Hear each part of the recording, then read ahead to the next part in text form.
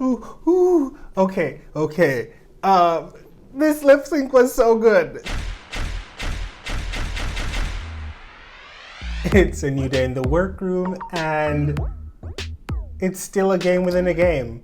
Finally, we get to see what the hell this game within a game is. And judging by the title of this episode, I'm kind of disappointed. But before we get into all of that, don't forget to like, comment, subscribe, share if you care, and go over to my Patreon for more exclusive content. Hello. It's so vast. Bitch, we are in the top. Come on, top four. At this point, there's a clear top three to me. You have not Eureka, she's out. You have Ginger Mint with 2 wins. You have TKB with 2 wins, and now Raja has 2 wins. I'm rooting for TKB. I'm rooting for her because I've loved her since season 6. I love Raja as well. I love Ginger as well. I love them all, but I have a soft spot for TKB and I really want to see her win. It would just be so freaking incredible. To be honest, if Raja or TKB wins, it would be like, who would have thought? Like, these girls were on their original seasons, did pretty well, but for some reason just could not break through, and they were never front runners from their original seasons. Ginger was a front runner from her original season. So it's like, if she makes it to the end, it's like, yeah, but she's made it to the end before, so it's kind of expected that she'll continue to do well. But for TKB and for, I keep saying TKB, I like saying that. For TKB and for Raja, it's not something that we would just be like, oh yeah, that girl will definitely win Drag Race. Trinity. The nerve. I'll assume this is Eureka. The girls that are left, they all voted for Eureka to go. But Eureka voted for Trinity to go. I don't know why she would do that. I mean, yeah, Trinity has been in the bottom a few times. However, if I'm being real honest, between Raja and Trinity, they were the best of last week. And I kind of preferred Trinity a little bit. I thought she was gonna win. Raja was still dope, and Raja deserves what she has, not taking that away from her. But I don't know why Eureka would even choose Trinity's name. Trinity was top 2 last week. And Trinity is supposed to be your girl. Like, what's good? What's up, Eureka? She not ready to have. Oh, really, bitch? Hold on. I didn't just do that. Now let's get into this game within a game. I guess this is the episode we're gonna dedicate to the game within a game. Okay, I'm ready. Welcome to RuPaul's Secret Redemption Lip Sync Smackdown. Ooh, oh, hell no. Okay, so this is the story. I talked about this on my Patreon last week, and this is exactly what I said was gonna happen. I said, every girl that's been eliminated has been lip syncing against each other, and it's like beating the boss until you get to beat Eureka, and if you beat Eureka, you come back into the competition. Who did I say was gonna win? I felt very strongly that 2 of the big girls were gonna be like the last 2 standing. Yeah, I felt very strongly about that, but who knows? I could be wrong. Serena Cha-Cha could turn the party and make it all the way back into the competition. We never know. How many lip syncs would that be? That's a lot of lip syncs for one episode. I don't know if I want to see that. Because remembering season 13 and that whole 2-episode thing where it's the lip sync behind lip sync, I thought I would have lived, but I didn't live for it. It got real repetitive and real boring. I hope they choose really good songs. That's all I'm gonna say. Sister, I adore you. However, I didn't have your vote. So let the game within a game begin. Serena, I hope you're ready to go back to Miami, because you're about to get a New York beatdown. Listen, I'm kind of into this. Jiggly Caliente versus Serena Cha-Cha. Jiggly definitely beat Serena. She wiped the floor with Miss Cha-Cha. It's unfortunate, but that's what had happened because Jiggly was giving me hairography, was giving me free your mind, and Cha-Cha was giving me some really inconsistent jiggles with the booty. I don't even know what she was doing. When she was on the floor and like jiggling her ass in the air, I was like, nothing ain't moving. what is this? But anyways, I'm proud of Jiggly. I love Jiggly, and I was a little bit worried because I'm like, Serena has had so many years to like develop, and she was really young when she got on the show. She kept telling us, oh, I'm only 21, mama. So I'm like, she had a lot of time and space to grow. Maybe she's that much better, but eh. Oh, it's Jiggly. I love you, sis, but we can get on Instagram Live later, girl. You going back to Mississippi tonight? They read Miss freaking Jiggly every single time her silhouette came up, and I cannot stand it. I am over here dying. Okay, apart from, I'm really loving this episode so far, guys. I must admit, I was very skeptical, but right now I'm really into it. The reading session before they start lip syncing, legendary. The fact that these two girls came out here in freaking leopard print, Jiggly and Silky. The lip sync girls just want to have fun. It was really dope. Jiggly was giving it to the lollipop for a minute. I was really into it, but then Silky took out a whole wet bar from her titties and started drinking it and doing the... I mean... Jada, is there anything you'd like to say to Silky? Need help RuParking? Let me tell you, okay. First of all, Jada Sophia, good to see her again. She is a fun time gal, but those blue contacts are wild. They are wild. It's just a lot to look at. Silky with the good milk came out. I loved her makeup. I loved her outfit. The reveal was everything. She started like dousing herself in water throughout the lip sync. I lived for it. She was giving me 8 counts and high kicks and splits. Anyways, while Jada was like playing the guitar with her, yeah. So I'm gonna give this to Silky. Personally, I preferred Silky's performance over Jada Sophia's performance tonight. Now, if you have to lip sync, I know that you're motherfucking ready to do so. You better know it. But you're not ready for this, darling. So this lip sync smackdown is between Scarlet Envy and Silky Nutmeg Ganache. And let me tell you, Scarlet looks really good from the neck up. I like the cat suit, but I'm not feeling them boots. They just make you look cheap. You know what I mean? But anyway, Silky comes out. She looks beautiful. Silky understands the assignment. Silky knows what she's here to do, and she's doing it like none of these hoes could ever.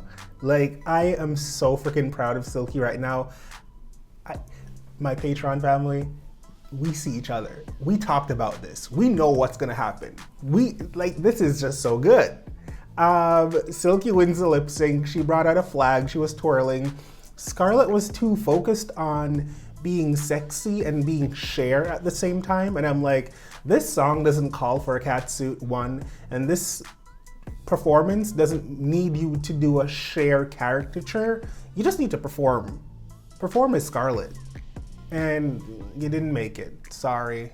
Silky, it appears that last week's eliminated All-Star, Kylie Davenport, has turned down my invitation. What? Wait, what? I'm sorry, I didn't hear that right. Did RuPaul just say that Kylie turned down the invitation to come back and lip sync for the crown? Or to get back in the... I can't. So y'all know, I am a fighting bitch, but I would much rather respectfully decline than to have my world shattered again. Well, it's sad that she didn't do it. She didn't come back and lip sync for the crown because they all came on to All Stars because they wanted a second chance and they wanted to actually win. At least I would assume if you come on a competition show giving away money, you'd want to win. But at the end of the day, based on what she said, it's like, for your own peace of mind, not to come and then have your hopes up again and then have it snatched right back out from under you. I get it. I get it. It's okay. You will advance in the redemption smackdown for the crowd. Thank you. I hope that I get the chance to still lip sync for you tonight. Oh, Even though I'm not on the stage with those girls doing maxi challenges, I take this seriously like it's a maxi challenge.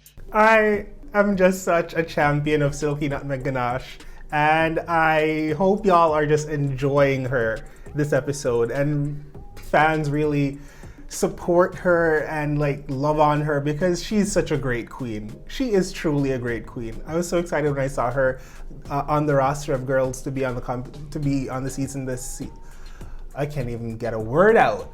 Anyways, she didn't have anyone to lip sync against this week, and she decided, I will lip sync by myself because I take this seriously. I'm here to compete, and I'm here to showcase all that I have.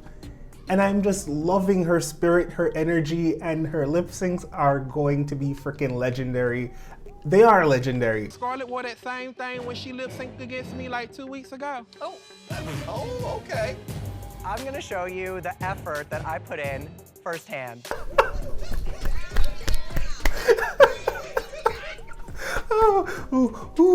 Okay. This lip sync was so good. Jan versus Silky. Silky came on as Diana Ross and then turned into freaking, I don't even know who. I can't even think of a huge rock name right now. Silky Nutmeg Ganache is unstoppable. She's unstoppable. When she ran across the stage into that half split, whatever, and then she started playing the guitar, I was like, please smash the guitar, please smash the guitar. And she smashed it. I lost my mind. I lost my mind. Silky is freaking legendary. When I tell you that this episode is feeding me everything I need in the early AM, I cannot even. Last week was a show with that Charlie XCX song, Boom Boom. That was so disappointing. And now to get a whole episode of lip syncs and not have them be mediocre and not have them be meh, all thanks to Silky. All thanks to freaking Silky, because she came out every single week with a costume, with a gag, with a plan. She came not just ready to lip sync for her life, but she came with strategy. And she understands entertainment value. I don't want to be too preachy, but Silky is doing it for me right now. It's lovely to see you. I'm sorry that I'm gonna have to beat you. That's what the last 5 bitches said. Now, they brought out Pandora BOXX, and they have Pandora BOXX. First of all, she looked beautiful. She looked beautiful. I would have preferred if the bottom half of the leotard or whatever that was cut a little higher, because the way it's cut makes it look a little granny panty-ish. And I do love a flowy moment, even though it looked... Anyways, they had Pandora and Silky lip sync to freaking Ariana Grande, Focus on Me. And Silky came ready for the assignment, and Silky did what needed to be done. And good Silk with the good, oh, she is freaking killing it, guys. Killing it. She has beat 6 girls so far. I think, yeah, we're kind of including Akira, who said she didn't want to do it, but still. 6 weeks in a row, you're smacking bitches and taking names? Oh, but guess what? There's one more boss to beat before you get to the Grand Dame. You got Eureka next. By the way, I love that I'm seeing this lip sync again because I forgot how beautiful Michelle looked this week. She looked amazing. Bitch, I'm really shocked to see you. You hangry? Yes, I am. You look like you packed on a couple pounds. This lip sync was freaking epic. Eureka versus Silky, these queens are titans in their fields, and they're lip sync assassins in their own right. But Silky at this point has graduated 10 times past freaking lip sync assassin. She is the grande dame of lip syncs at this point. I felt like Eureka had so much passion towards the end. At the beginning when she was doing all the kicks and the wiping her coochie all over the floor, I was like, doing too much. I know, for a channel called Too Much. And then Silky had this storyline in her head about losing weight and exercising and cutting out unhealthy food. And I saw it, but I don't know if it was as clear to everyone else watching if she didn't like mention it. Yeah, she did some jumping jacks and whatever, but I still liked it. I feel like she did turn the party. So they both did pretty good. But we won't know who wins this lip sync until next week, in typical Drag Race fashion.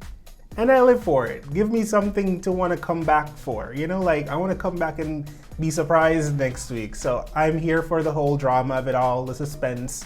I already everything that has happened so far is exactly what I said would have happened in my Patreon video. And the last queen I said would be standing is... Wait next week and you'll find out. Oh my god, this episode was so freaking good. I cannot tell you how much joy this episode has brought me this morning. I feel like I can go out into this day and conquer the world. But that's it for this week's episode, I guess. Don't forget to like, comment, subscribe, share my videos, and also go over to my Patreon if you want exclusive content and the tea about what I be thinking behind the scenes. Like, I be talking shit and it be happening. If you don't know, you know. Hey beautiful humans, you've made it this far in this video. Why not subscribe to my Patreon? You can sign up for exclusive content I don't post on YouTube, or support me making content for this channel. Speaking of, why don't you watch another video?